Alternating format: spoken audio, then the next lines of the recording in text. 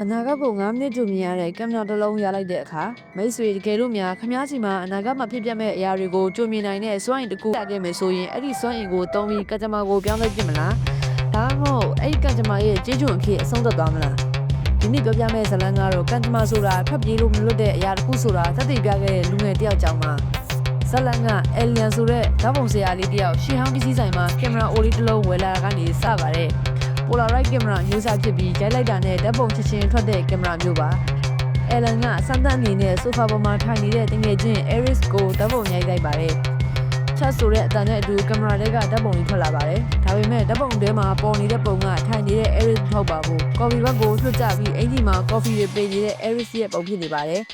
Alan ကဟဲ့အောင်ကင်မရာကပြတ်နေတယ်ထင်တယ်။ပုံကတခြားစီထွက်နေတယ်လို့ပြောပြီးဓာတ်ပုံကိုပြဖို့လုပ်တော့ Aris ကလိုင်းလိုက်တဲ့အချိန်မှာတက်ဆိုင်သွားသူ့လက်ထဲ coffee ဘက်ကလွတ်ကျသွားပါတယ်။ခွန်းဆိုတဲ့အတန်နဲ့တူ Aris ရဲ့အင်ဂျီမှာ coffee တွေပေးကုန်သွားတော့တယ်။အဲဒီတော့မှ Alan သတိထားမိလိုက်တယ်။ဓာတ်ပုံတွေကပုံစံအတိုင်းတစ်ထပ်တည်းဖြစ်သွားတာပါ။သူတို့နောက်ထပ်စမ်းသပ်ကြပြန်တယ်။အင်ရှိကလမ်းမကိုရိုက်ကြည့်တယ်။ဓာတ်ပုံထဲမှာကားနီလီစီဖြတ်သွားတာပေါ်နေတယ်။လက်တွေ့မှာလမ်းမကရှင်းနေတော့မှာပဲ။ဒါပေမဲ့9မိနစ်တိကျကြတဲ့အခါကားနီလီစီကတကယ်ပဲဖြတ်မောင်းသွားပါတယ်။သိကြပါပြီ။ဒီကင်မရာဟာလက်ရှိအချိန်ကိုရိုက်တာမဟုတ်ဘဲနောက်9မိနစ်မှာဖြစ်လာမယ့်အနာဂတ်ကိုရိုက်ပြနေတာပါ။လူဆိုတာလောဘနဲ့မကင်းကြပါဘူး။ Alan နဲ့ Eric တို့ဟာဒီကင်မရာကိုသုံးပြီးချမ်းသာဖို့ကြံစည်ကြပါတယ်။သူတို့မြင်းမြိုင်ကွင်းကိုသွားကြတယ်။တမမစခင်9မိနစ်လိုမှ Alan ကပန်းဝင်ပေါက်ကိုဓာတ်ပုံလှမ်းရိုက်လိုက်တယ်။ဓာတ်ပုံထဲမှာအမှတ်9မြင်းကပန်းဝင်နေတာကိုတွေ့လိုက်ရတယ်။ဒါနဲ့သူတို့ရှိသမျှပတ်စံအားလုံးကိုအမှတ်9ပေါ်မှာလောင်းလိုက်ကြပါတယ်။ရှားလာကတော့သူတို့တထိဖြစ်သွားကြတာပေါ့။တပွဲပြီးတပွဲနိုင်လိုက်တာပတ်စံတွေအိမ်နဲ့တောင်မဆန့်တော့ပါဘူး။သူတို့နှစ်ယောက်ဟိုတယ်ကန်ထဲမှာပတ်စံတွေရေတွက်ရင်ပြုံမြူးနေကြတယ်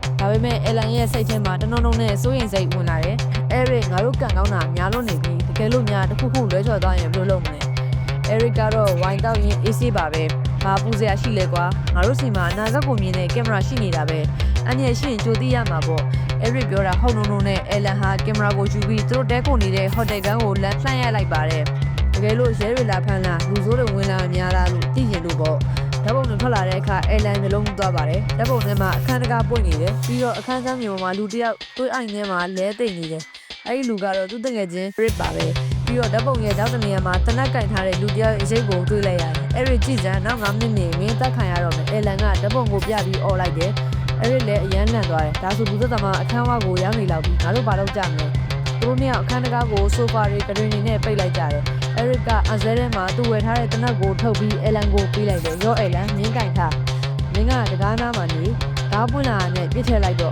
့ငါဒီခန်းထဲမှာအတင်ခံနိုင်ဘူး။ချိန်နေကုန်လာပြီ10မိနစ်2မိနစ်3မိနစ်ခန်းထဲမှာတိတ်ဆိတ်ငြိမ်သက်နေတယ်။ Alan ဟာတနက်ကိုတုံးရီနဲ့ကင်ပြီးတကားကိုချိန်ထားတယ်။ရွှေတွေလည်းရွှဲနေပြီ။ရုတ်တရက်တောက်ဆိုပြီးတကားခောက်တန်းကြားလိုက်ရတယ်။ room service ပါခမရဆိုတဲ့အတန်တစ်ခုထွက်လာတယ်။ Eric က Alan ကိုလှမ်းអော်တယ်။မယုံနဲ့ Alan အဲ့ဒါလူသက်သမားပဲရှင်းမယ်။သူကဟန်ဆောင်ပြီးဝင်လာလို့ပြစ်လိုက်အခုပြစ်လိုက်တော့ Alan လည်းကြောက်လန့်နဲ့သွားစမ်းငါတို့အခန်းထဲမှာနေလို့អော်ရင်တနက်နဲ့တကားကိုဒိုင်းဆိုပြီးတော့နှစ်ချက်အဆောင်ပြေချလိုက်တယ်။တနက်တန်တိတ်သွားတော့ Alan သတိဝင်လာတယ်။သူတကားကိုဖွင့်ကြည့်လိုက်တယ်။အပြင်မှာဘယ်သူမှမရှိဘူး။ room service ဝန်ထမ်းကထွက်ပြေးသွားပုံရတယ်။တော့ပါသေးရဲ့ငါတို့ကကွယ်လိုက်နိုင်ပြီလို့တွေးပြီး Alan နောက်ကိုလှည့်ကြည့်လိုက်တယ်။ဒါပေမဲ့သူမြင်လိုက်ရတဲ့ညင်လုံးကသူ့ကိုယူသွားစေပါတယ်။တကယ်ချင်း Eric ဟာရှင်ဘက်မှာတနက်တန်ရနဲ့ကျမ်းမြေပေါ်မှာလဲကျနေပါတယ်။ Alan ပြစ်လိုက်တဲ့ကြီးစံကတကားကိုဖောက်ပြီးနေရန်ကိုထိကပြန်ကန်ထွက်ပြီး Eric ရဲ့ရင်ဘတ်တက်ကိုဖွင့်သွားခဲ့ပါတယ်။ Alan ဒူးထောက်ကျသွားတယ်။ Eric ကသူ့ရိုင်ထဲမှာတိတ်ဆုံးနေပါပြီ။ဒီချိန်မှာ Alan ဟာကျမ်းမြေပေါ်ပြုတ်ကျနေတဲ့ခုနကအနာဂတ်ဓာတ်ပုံလေးကိုပြန်ကောက်ကြည့်လိုက်တယ်။ဓာတ်ပုံထဲမှာ Eric တရားမှန်ပါတယ်။ဒါပေမဲ့ဓာတ်ပုံရဲ့ထောက်စုံမှာတနက်ကင်ကြီးရက်နေတဲ့လူရိပ်မဲဆိုတာကတခြားလူတော်တော်မဟုတ်ပါဘူး။အခန်းထဲကမှန်နေကုန်မှာထင်ဟပ်နေတဲ့ Alan ကိုယ်တိုင်ရဲ့ပုံရိပ်ဖြစ်နေတာကိုသူခုမှတေချာမြင်လိုက်ရပါတယ်။တကယ်တော့ကင်မရာကပြခဲ့တာကလူသက်သမားဝင်လာမှကိုပြတာမဟုတ်ပါဘူး။ Alan ကိုယ်တိုင် Eric ကိုတတ်မိမဲ့အဖြစ်ကိုကြိုပြခဲ့ပါတယ်။သူတို့ကကံစမာကိုလွဲမစွာကောက်ယူပြီးကြောက်စိတ်လုံတဲ့ကကိုယ်တိုင်နဲ့ဖန်တီးလိုက်မိသလိုဖြစ်သွားခဲ့ပါတယ်။9မိနစ်ပြည့်သွားပါပြီ။အခန်းတကာပွင့်လာပြီးရဲတွေဝင်လာကြတယ်။ Alan ကတော့လက်ထက်ကဓာတ်ပုံလေးကိုကန်ရင်တိတ်ဆုံးသွားတဲ့တငယ်ချင်းကိုကြည့်ပြီးစကားတစ်ခုမှမပြောနိုင်တော့ပါဘူး။ဒီဇလန်ကပေးချင်တဲ့ message ကတော့အနာဂတ်ကိုကြိုသိရင်တော့ကောင်းကျိုးဖြစ်မယ်လို့မထင်ပါနဲ့။ကာလီမှာမသိတာပဲပိုကောင်းတဲ့ကံစမာဖြစ်နေတတ်ပါတယ်။ဇလန်လေးကတော့ဒါပါပဲရှင်။ကျေးဇူးအများကြီးတင်ပါတယ်။